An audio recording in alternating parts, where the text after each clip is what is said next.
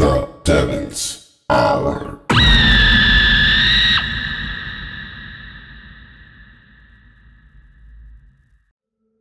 কলকাতার কোনো এক প্রান্ত থেকে কথা বলছি, আশা করছি সকলেই শুনতে পাচ্ছ। মাইক্রোফোনের সামনে আমি সায়ন্তন, আর তোমরা শুনছো ডেভিলস আওয়ার, যেখানে মানুষের সাথে হওয়ার নানান ঘটনা গল্পের আকারে শোনানো হয়। আজকে তোমরা শুনবে অফিস পাড়ার 4টি ঘটনা, যেটা ঘটেছে একটাই জায়গায়, এবং যিনি এই ঘটনাগুলি শেয়ার করেছেন তিনি চান না তার নাম প্রকাশ হোক, সুতরাং তার নামটা গোপনই থাকবে। এবং আজকের ঘটনার শেষে থাকবে একটি অডিও ক্লিপ, যেটা তিনি নিজে পাঠিয়েছেন। আশা রাখছি আজকের এই ঘটনা তোমাদের প্রত্যেকের ভালো লাগবে। যদি তোমাদের কাছেও থাকে কোনো গল্প, ঘটনা বা অভিজ্ঞতা, সেটা পাঠাতে পারো আমাদের অফিসিয়াল মেল আইডিতে sayantonhaldar32@gmail.com অথবা thebongnextdoor@gmail.com। ফেসবুক এবং ইনস্টাগ্রামের লিঙ্ক দেওয়া রয়েছে ডেসক্রিপশনে, সেখান থেকেও কানেক্ট করে পাঠাতে পারো তোমাদের গল্প, ঘটনা বা অভিজ্ঞতা। সময় ঘড়িতে 12টা, মাইক্রোফোনের সামনে আমি সায়ন্তন, এবং শুরু হতে চলেছে ডেভিলস আওয়ারের 3 নম্বর এপিসোড, সেক্টর 5-এর হন্টেড অফিস।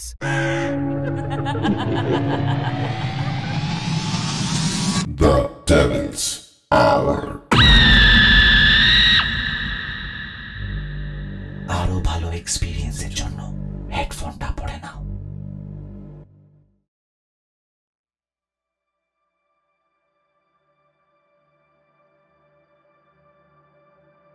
ঘটনা হচ্ছে 2021-এর, এবং একটা নয়, 4টে ঘটনা।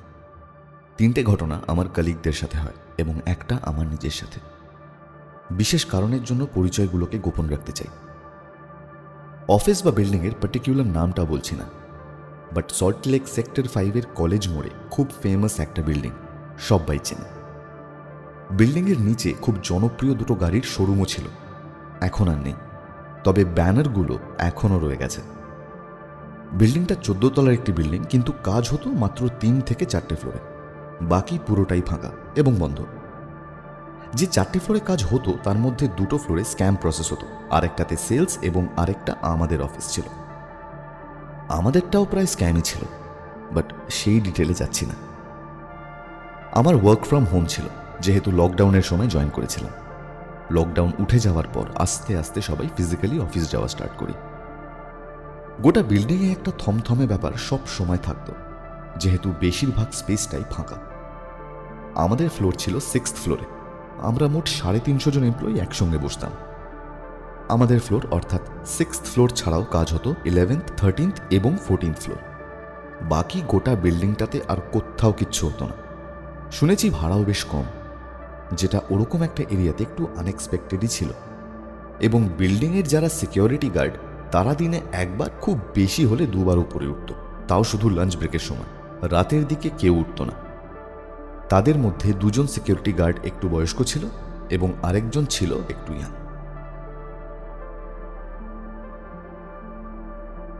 অফিস যাওয়ার কয়েকদিন পর বেশ অনেকের থেকেই একটা উড়ো খবর আসে, 2nd ফ্লোরের লিফটের দরজা অটোমেটিক্যালি খুলে যাচ্ছে। লিফটে যদি 2nd ফ্লোর কেউ প্রেসও করে, তবুও 2nd ফ্লোরে লিফট দাঁড়াবে না, কারণ সিস্টেম থেকেই 2nd ফ্লোর অফ করা। তো কেউ বলছিল সিস্টেম ফল্ট, কেউ বলছিল না কিছু থাকলেও থাকতে পারে, এবং তারপর বেশিরভাগ এমপ্লয়িরাই ব্যাপারটাকে ইগনোর করে হাসির ছলে নিয়ে যায়। এটি প্রথম ঘটনা, যেটি আমার এক কলিগের সাথে হয়। আমি ওই কোম্পানিতে টিএল ছিলাম। আমার আন্ডারে যারা কাজ করত তাদের মধ্যে একটি নতুন মেয়ে জয়েন করে। সে একদিন আমায় বলল, দিদি, আমার কলেজের অনলাইনে একটা পরীক্ষা রয়েছে, আমি কিন্তু 1:30টার সময় সবার সাথে ব্রেক নেব না, আমি ওই 2:30 দিকে একটা ব্রেক নেব, ঠিক আছে? আমাদের 12:30 থেকে লাঞ্চ ব্রেক স্টার্ট হতো এবং একটা একটা করে টিম হিসেবে লাঞ্চ ব্রেক দেওয়া হতো। সবার ব্রেক শেষ, আমরা টিএলরাও ব্রেক নিয়েছি। এরপর ব্রেক নিয়েছে সেই মেয়েটি। সে পরীক্ষা দিয়ে নিচে গেছে খাবার খেতে। খাবার খেয়ে উপরে আসতে যাবে, সে দেখছে লিফটের সামনে প্রচণ্ড ভিড়। এমপ্লয়িদের জন্য যে নির্দিষ্ট ব্রেক টাইমটা ধরা হয়, সেটা যদি পেরিয়ে যায় তাহলে তার এগেনস্টে স্যালারি থেকে একটা পেনাল্টি কাটা হয়। সেই কারণে সে লিফটের জন্য ওয়েট না করে সিঁড়ি নিয়ে নেয়। প্রত্যেকটা বিল্ডিংয়ের দুদিক থেকে সিঁড়ি থাকে, একটা কানেক্ট করে লিফটের পাশে মেন এন্ট্রান্সে, আরেকটা কানেক্ট করে ফায়ার এক্সিটে। ও যেহেতু নতুন ছিল, ও ভুল করে ফায়ার এক্সিটের সিঁড়িটা নিয়ে নেয়, এটা ভেবে যে একটা না একটা দরজা সে খোলা পাবে, আর সেখান থেকে বেরিয়ে লিফট নিয়ে সে তার ফ্লোরে পৌঁছবে। এবং এন্ট্রান্সের সন্ধান করতে করতে 14th ফ্লোর অবধি উঠে গিয়ে দেখে দরজা বন্ধ এবং রিয়েলাইজ করে এটা মেন এন্ট্রেন্সের সিঁড়ি নয়। গোটাটাই যেহেতু খুব থমথমে, মেয়েটি খুব ভয় পেয়ে যায়। তার বেশ অনেকক্ষণ পর হঠাৎ আমাদের ফ্লোরে আসে একটা সিকিউরিটি গার্ড এবং তার হাতে ওই মেয়েটির আই কার্ড। সিকিউরিটি গার্ড বলে, ম্যাডাম, আপনাদের এখানকার একটি মেয়ে নিচের ফ্লোরে সেন্সলেস হয়ে গেছে, তাড়াতাড়ি আসুন। সাথে সাথে আমরা পৌঁছই। দেখি তখন সবে জ্ঞান ফিরছে। আমাকে দেখা মাত্রই মেয়েটি হাউ হাউ করে কাঁদতে আরম্ভ করল।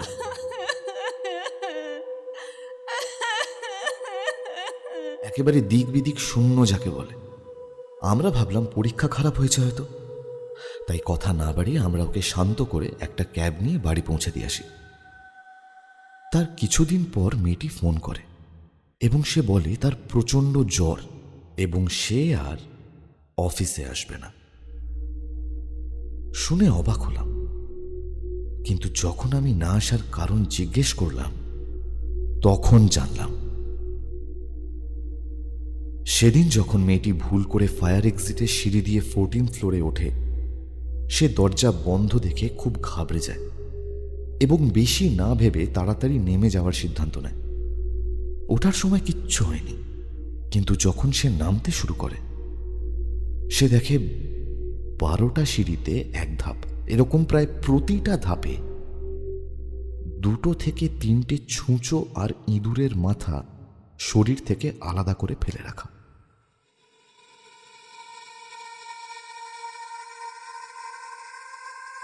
যাওয়ার সময় সে কিচ্ছু দেখেনি, যদি দেখতো তাহলে সে 14th ফ্লোর অবধি উঠত না। গোটা বিল্ডিং ফাঁকা এবং প্রতিটা ধাপে এরকম একটা দৃশ্য। সে ভয় পাগলের মতো দৌড়তে থাকে, তারপর কোনো রকমে নিচে এসে সেন্সলেস হয়ে যায় এবং মেয়েটি তার জব ছেড়ে দেয়। সে কোনোদিনও আর আসেই না অফিসে। এর পরের ঘটনা 31 ডিসেম্বর। আমাদের ফ্লোর যেখানে স্টার্ট হয় ঠিক তার ডান দিকে একটা মিটিং রুম এবং বাঁ দিকে 3টে রুম। প্রথমে সার্ভার রুম, তার পাশে HR রুম, তার পাশে পার্মানেন্টলি বন্ধ একটা রুম। সার্ভার রুমের সামনে গেলে ফুল নেটওয়ার্ক, HR রুমের সামনেও ফুল নেটওয়ার্ক, কিন্তু HR রুমের পাশে যে লকড রুম তার সামনে গেলেই নেটওয়ার্ক পুরো উড়ে যায়, এক বিন্দুও থাকে না। আমি ভাবতাম জ্যামার লাগানো হয়তো, কিন্তু না, কোনো জ্যামার নেই। ইভেন লকড রুমের বাইরে এজ গ্লাস দিয়ে যদি ভেতরটা কেউ দেখে মনে হবে যেন রোজ কেউ পরিষ্কার করে রাখে। এদিকে বছরের পর বছর ঘর বন্ধ এবং অদ্ভুতভাবে আমি যখনই এক পা পিছিয়ে আবার HR রুমের দিকে আসি, ফোনে ফুল নেটওয়ার্ক। 31 ডিসেম্বরের আগের দিন 30 তারিখে ক্রিসমাসের জন্য ফ্লোর সাজানো হচ্ছে। একটি ছেলে ওয়াশরুমে যায়। ওয়াশরুমের এরিয়াটাও বেশ গা ছমছমে। ওয়াশরুম থেকে বেরোনোর সময় ওয়াশরুমের আয়নায় সে দেখতে পায় বারবার কিছু একটা পাস করছে। সে বেশ ভয় পেয়ে যায় এবং ওখান থেকে বেরিয়ে কাউকে কিচ্ছু বলে না। এর আগেও ওয়াশরুমে লাইট ব্লিঙ্ক করা, দরজা ভিতর থেকে লক হয়ে যাওয়া, এরকম বহু ঘটনাই ঘটেছে। তো যাই হোক, সেই দিনটা কেটে আসে পরের দিন 31st। পার্টি চলছে, সবাই এনজয় করছে, কিন্তু আমার খুব প্রিয় একজন দাদা কাম কলিগকে খুবই চিন্তিত দেখাচ্ছিল। পার্টির মুডে এরকম টেনশনটা ঠিক নর্মাল লাগলো না। আমি গিয়ে জিজ্ঞেস করলাম, কি গো, কি হয়েছে? সে বলল, কিছু হয়নি। আমি বুঝতে পেরেছি কিছু একটা হয়েছে, যেটা সে বলতে চাইছে না বা পারছে না। বেশ অনেকক্ষণ জিজ্ঞেস করার পর সে বলতে থাকে, গতকাল অর্থাৎ 30 তারিখে ফ্লোর সাজানোর জন্য ছেলে টিয়েলরা অফিসে থেকে গেছিল আর মেয়েরা বাড়ি চলে গেছিল। বেশ অনেকক্ষণ সাজানোর পর হঠাৎ তারা শুনতে পায় ফ্লোরের ভিতরে এসির ভেন্ট থেকে একটা আওয়াজ আসতেই থাকছে এবং সময়ের সাথে সাথে বিষয়টা বাড়ছে এবং আওয়াজটা এমনভাবে হচ্ছে মনে হচ্ছিল কেউ যেন ইচ্ছাকৃতভাবে করছে। টিয়েলদের যিনি সিনিয়র তিনি বিহারি ছিলেন। বাকিরা একটু ঘাবড়ে গেলেও উনি একটু সাহস দেখিয়ে বললেন, যারা হাঁটো তো বাবু, ये वेंट खोल के देखते हैं क्या हुआ। উনি প্রতিটা কর্নার থেকে সিলিং ভেন্ট খুলে চেক করার পরেও কিচ্ছু দেখতে পাননি। কিন্তু আওয়াজ তখনও হচ্ছে। যখন ইভেন্ট খুলছিলেন আওয়াজটা সঙ্গে সঙ্গে অন্যদিকে শিফট করে যাচ্ছে। আর একটা সময় এমন মনে হচ্ছিল যেন অফিস শুদ্ধ সব কিছু একেবারে ভেঙে গুড়িয়ে যাবে।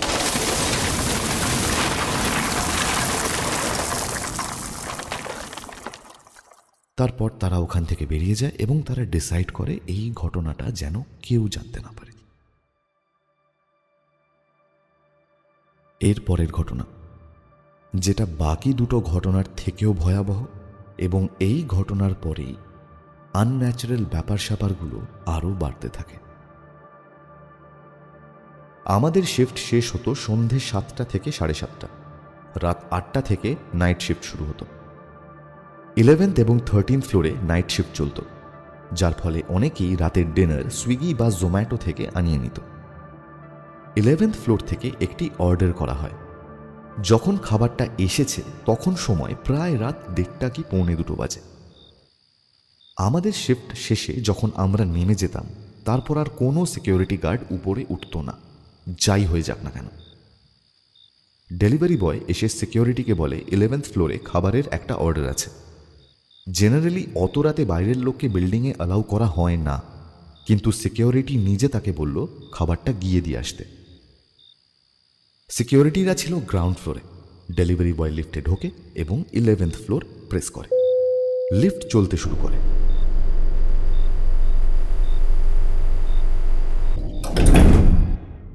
হঠাৎ আটকে যায় সেই 2nd ফ্লোরে এবং লিফটের দরজা খুলে যায়। খোলা মাত্রই সে দেখে সামনে একটা ফাঁকা স্পেস, পুরো ঘুটঘুটে অন্ধকার। সে লিফটে 11th ফ্লোর প্রেস করে যাচ্ছে, কিন্তু লিফট কাজ করছে না। সাথে সাথে পাশের লিফটটাও এসে আটকে যায় ওই ফ্লোরে।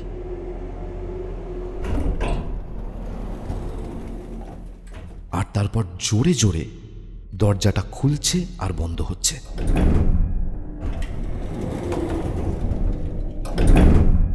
এবং হয়েই যাচ্ছে।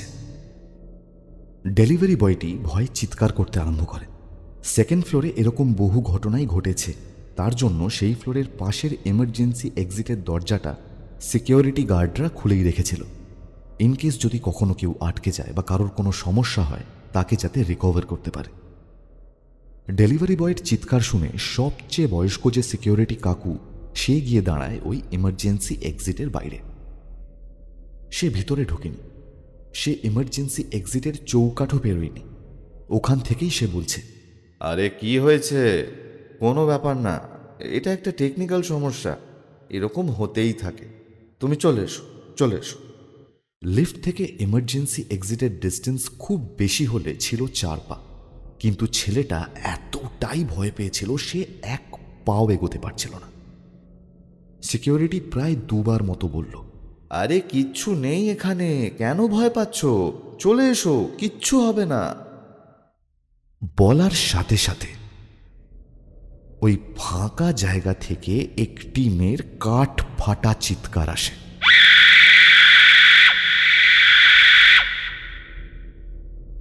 ছেলেটা ওখানেই তার ফুড ডেলিভারির ব্যাগটা ফেলে সিকিউরিটিকে ধাক্কা দিয়ে দৌড়ে ওখান থেকে পালিয়ে যায়।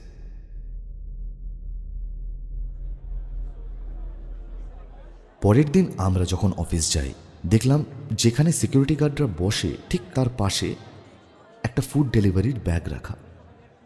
যে বয়স্ক সিকিউরিটি গার্ডটি ছিলেন তার প্রচণ্ড শরীর খারাপ হয়ে যায় এবং তার সাথে সেদিন যে ডিউটিতে ছিল সে ভয় পেয়ে গোটা বিল্ডিংয়ে খবরটি রটিয়ে দেয়।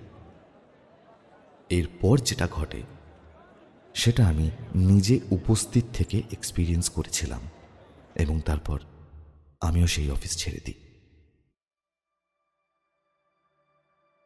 ফুড ডেলিভারি বয়ের ঘটনার বেশ কিছুদিন পর আমি আমার এক কলিগ এবং তার গার্লফ্রেন্ড লাঞ্চ করছিলাম ব্রেকে। আমি আমার কলিগকে বললাম, শোন না, এত কিছু শুনছি যখন, চল তো শোন না, ফ্লোরটায় ঢুকবো না, শুধু দেখে আসি লিফটটা 2nd ফ্লোরে দাঁড়ায় কিনা। এবং সে রাজিও হলো। আমরা লাঞ্চ করছিলাম প্যান্ট্রি থেকে সোজা গিয়ে ডান দিকের যে স্টেয়ার কেস সেইখানে, ওটা 9th ফ্লোরে। লাঞ্চ করে আমরা লিফটে উঠলাম। উঠে 2 প্রেস করলাম। লিফটের বাটনে কোনো আলো জ্বলল না। কিন্তু সেকেন্ড ফ্লোরে লিফট গিয়ে দাঁড়িয়ে গেল। সিস্টেম থেকে সেকেন্ড ফ্লোর অফ করবার পরেও দরজা খোলা মাত্রই আমি দুটো দরজার মাঝে পা দিয়ে দিই, যাতে লিফটের দরজাটা কোনোভাবে বন্ধ না হয়ে যায়। বাঁদিকে তাকালাম, দেখলাম সেই ইমার্জেন্সি এক্সিটটা যেটা খোলা অবস্থাতেই রয়েছে। ফ্লোরের দিকে যখন তাকালাম, দেখলাম একদম মিডিলে একটি চেয়ার এবং তাতে একটি স্যান্টা ক্লজ রাখা, আমার কোমর থেকে পা পর্যন্ত যতটা হাইট হবে ঠিক ওই হাইটের। দৃশ্যটা এতটাই ভয়াবহ, আমার যে কলিগ তার গার্লফ্রেন্ড একটু বেশিই ভয় পেয়ে যায় এবং ভয় তার বয়ফ্রেন্ডকে প্রায় আষ্টে পৃষ্ঠে ধরে। আমি আমার কলিগকে বললাম, যাই হয়ে যাক লিফটটাকে বন্ধ হতে দিবি না, আমি আসছি। বলে আমি ঢুকে যাই সোজা ফ্লোরের ভিতরে। ফ্লোরটা পুরো ঘুরে ঘুরে দেখি। ওই ফ্লোরটার সামনে যদি লিফটের দরজা খুলে মানুষ প্রথম যে ভিউটা দেখবে, একটা 350 জনের বসার ক্যাপাসিটি যুক্ত ফাঁকা ফ্লোর, এতটাই ডিমলিশড দেখে মনে হবে ফ্লোরটায় কালকেই হয়তো কোনো ইনসিডেন্ট হয়েছে, অ্যাজ ইফ কেউ এসে ভাঙচুর করে তছনছ করেছে। অর্থাৎ ফাইলসপত্র ওলট পালট, চেয়ার টেবিল পরে রয়েছে এদিকে ওদিকে, কাঁচের পার্টিশনগুলো ভাঙা, পুরো ছড়ানো ছেটানো, এবং ফ্লোরটা ওই অবস্থাতেই রয়েছে। তার মাঝে বসানো একটা চেয়ার এবং তাতে একটি স্যান্টা ক্লজ, এবং ফ্লোরের বাঁদিকে ছিল ওই ইমার্জেন্সি এক্সিট। ডান দিকের দরজাটা বালি, কাঠ, সিমেন্ট আরও ভাঙাচোরা জিনিস দিয়ে পুরো একটা স্তূপের মতো করে বানানো। কেউ ওখান থেকে ঢুকতে বা বেরোতে পারবে না, ইউজ করতে হবে শুধুমাত্র লিফট বা ইমার্জেন্সি এক্সিট।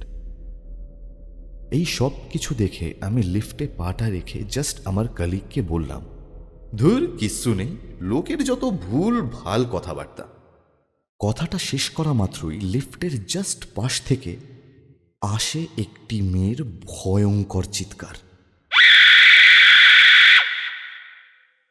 ওই চিৎকার আমি আমার লাইফেও ভুলতে পারবো না কোনোদিনও। আমার কলিগের গার্লফ্রেন্ড মারাত্মক ভয় পেয়ে যায় এবং ওর সঙ্গে সঙ্গে লিফট প্রেস করে দেয়, এবং যতক্ষণ না দরজা বন্ধ হয় ওই মেয়ের চিৎকার চলতেই থাকে। এবং লিফট বন্ধ হওয়ার পর আমরা এই ফ্লোর থেকে বেরিয়ে যাই। গ্রাউন্ড ফ্লোরে এসে আমার এবং আমার কলিগেরও বারবার মনে হচ্ছিল কেউ ইচ্ছাকৃতভাবে এটা করছে। তারপর আমি আমার ফ্লোরে চলে যাই। সারাক্ষণ আমার মাথায় এটা চলতে থাকে, এবং জানি না কেন ওই ফ্লোর থেকে আসার পর থেকে আমার খালি মনে হচ্ছিল আমার গায়ে গায়ে কেউ হাঁটছে, আমার পায়ে পায়ে কেউ হাঁটছে। আমি বুঝতে পারছি আমি যেখানে যাচ্ছি আমার সাথে সাথে কেউ যাচ্ছে। সেদিন বাড়ি ফেরার পর কি হলো জানি না, আমি আমার মাকে আমার ঘর থেকে বেরোতেই দিচ্ছিলাম না। পুরো জাপটে ধরে বসেছিলাম আর বলে যাচ্ছিলাম, তুমি কোথাও যাবে না। মা চট করে এরকমভাবে দেখে না আমায় খুব বেশি। সে বলল, কি হয়েছে তোর?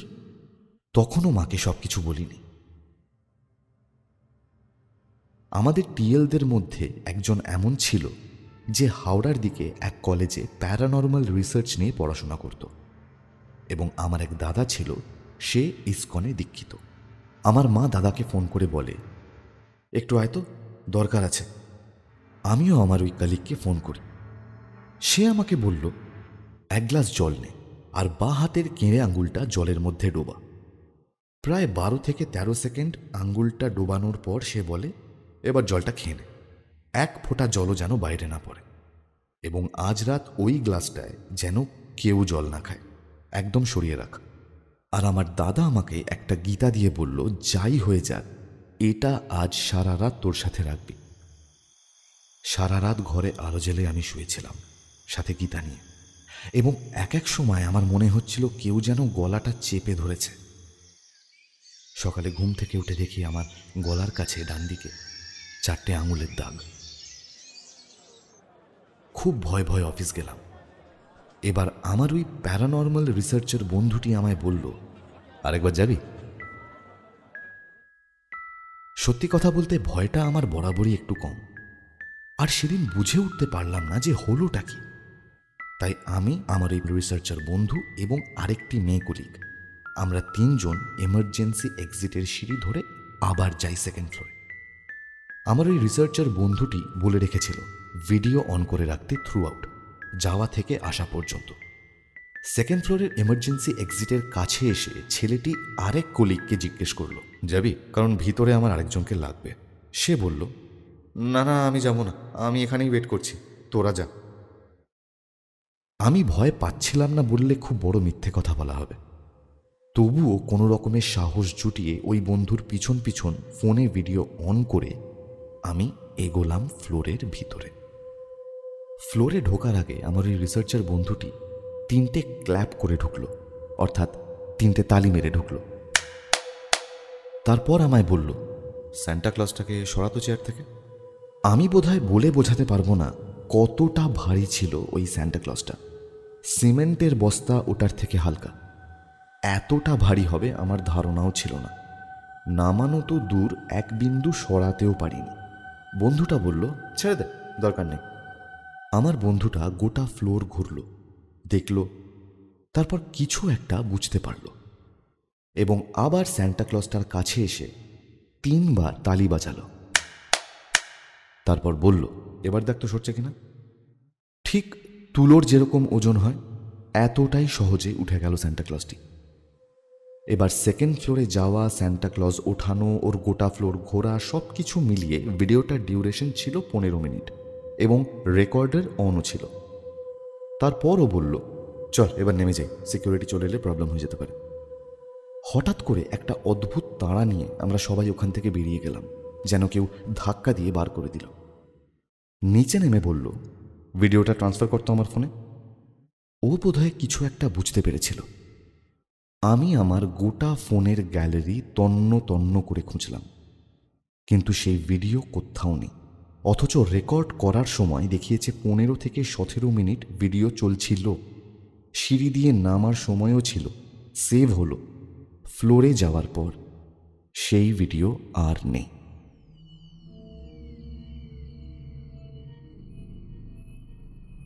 এবং এই এত কিছু এক জায়গায় কেন হচ্ছিল সেটা আমি বলবো না, বলবে সে যিনি আজকে আমাদের ঘটনাটি পাঠিয়েছেন। প্লে করছি সেই ভয়েস ক্লিপ যেটা উনি আমাকে পাঠিয়েছিলেন, এবং এটা শোনার পর তোমাদের সবারই ডাউট ক্লিয়ার হয়ে যাবে কেন ওরকম একটা স্পেসে এরকম সমস্ত আনন্যাচারাল ইভেন্টস হতো। আর সময় নষ্ট না করে প্লে করছি সেই ভয়েস ক্লিপ। 2012-তে সেক্টর 5-এর একটু নিউজগুলো যদি ঘাটা যায় তাহলে দেখতে পাবি যে সেক্টর 5-এ একটা রেপ হয়েছিল, রেপ করে মার্ডার করেছিল একটা মেয়েকে। তারপর থেকে বলেই দিয়েছিল সরকার থেকে যে বিপিও সেক্টরে রাত্রি 8টার পর কোনো মেয়ে থাকতে পারবে না। এখন রিসেন্টলি আবার থাকা স্টার্ট করেছে মেয়েরা, বাট কেউ কোনো সেক্টর 5-এ তো নাই। ইভেন বিপিও সেক্টর পুরো বারণই ছিল যে কেউ যদি ধরা পড়ে তাহলে তার ওপর পানিশমেন্ট তাকে দেওয়া হবে। তো ওটা আমাদের ওই যে বিল্ডিংটার কথা বলছি, ওই বিল্ডিংয়ের সেকেন্ড ফ্লোরে ওই মেয়েটাকে, যেটা 6th ফ্লোরে আমাদের যে ওই রুমটার কথা বললাম যেটা টাওয়ার পাওয়া যেত না, ওটা আগে সেলসের ওই ইয়ের অফিস ছিল, স্ক্যামের অফিস ছিল। তো বসের অনেক প্রেশারের চোটে একটা মেয়ে ওই কোণের রুমে সুইসাইড করেছিল, ঠিক আছে। তারপর থেকে ওই রুমটা ব্লক করা থাকে। এটা একটা ঘটনা। সেকেন্ড ঘটনা, ওই যে সেকেন্ড ফ্লোরের ওই উৎপাতটা, ওই মেয়েটাকে রেপ করে ওই 5-6 জন মিলে ওই সেকেন্ড ফ্লোরে মার্ডার করে ফেলে রেখে দিয়েছিল। তারপরে পুলিশ এসে, ওই যে বলি ভাঙা চোরা পুরো ফ্লোরটা, ওটা পুলিশ এসে প্লাস ওর বাড়ির লোক এসে পুরো তছনছ করেছিল ফ্লোরটাকে। এবার আমাদের সাথে যে ঘটনাগুলো হয়েছে সেগুলো একটু বেশি বাড়াবাড়ি হয়ে গেছিলো বলে ম্যানেজমেন্ট থেকে ওই ফ্লোরটাকে এখন গেলে পরিষ্কার পাবি, বাট বন্ধ পাবি। ওই বিল্ডিংয়ে এখনও পর্যন্ত ওই সেম, বাট ওর নিচে যে এইচডিএফসির এটিএম রয়েছে, এইচডিএফসির ওই এটিএমের যে সিকিউরিটিটা, ওই দাদাকে গিয়েও এখনও জিজ্ঞেস করলে সেও বলবে, বাবা সারা রাত আমাকে ঘুমাতে দেয় না, জানো, আমি বাইরেটায় বসে থাকি, এত উৎপাত করে। দ্য ডেভিলস আওয়ারের 3 নম্বর এপিসোড, সেক্টর 5-এর হন্টেড অফিস।